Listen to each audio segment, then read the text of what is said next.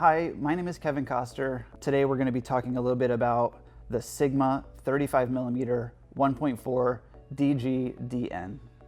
Yeah, to test out this lens, it's an exciting time in our house. So we have a newborn, and I really wanted to capture some of these intimate moments of, introducing our son to my family. He's just 4 weeks old, and so really wanted to test out taking more portrait-style images with this lens. And then also went around the neighborhood just to give it a little test drive. Shooting with this 35mm lens, Sigma's put out an amazing product here. The sharpness of the images from corner to corner is amazing. A lot of the techie people are going to get in there and look at all the pixels, but just at first blush, the images were stellar and looked great from edge to edge, and really performed well. I was using the Sony a7 III, and the autofocus was performing exactly as I needed to when I needed it to really hit the point I wanted.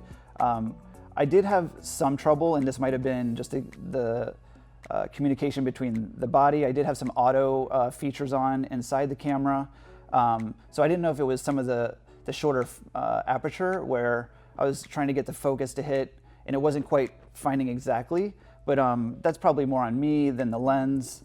And I think, anybody amateur or skilled, you're going to find your stride with this lens and making sure that you get the great photo every time. The bokeh effect on this lens is really beautiful, and I think it's where it shines. People are going to use this for portraits, and you're going to see in some of the sample images of my wife and our baby and our family, that it had a really easy time separating the subject from the background and getting that really creamy, beautiful bokeh effect that people are looking for. Carrying this lens around, compared to other lenses in the line, it is smaller and more compact. I could see this really being used more in a studio setting. Perhaps this isn't going to be your street photography shooter where you're walking around the city or traveling and carrying it around all day long. Yeah, so as far as some of the features on the lens, they have the aperture click on and off, which could be helpful for some folks who are doing film. I kept the click on most of the time. I just kind of like to have that tactile feeling. There's also autofocus lock, autofocus and manual focus switch, and then an aperture switch to lock that in.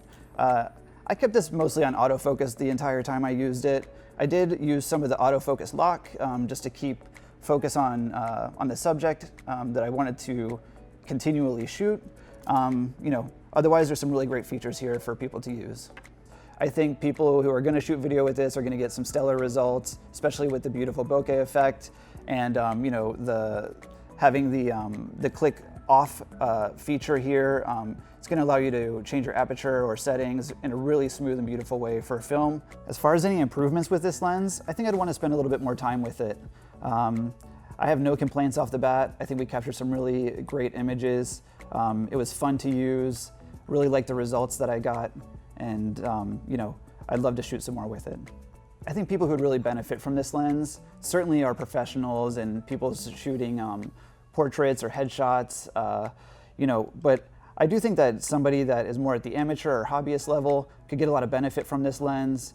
Really easy to use, great features, and I think it's a great shooter for anybody that's really looking to step up their photography game.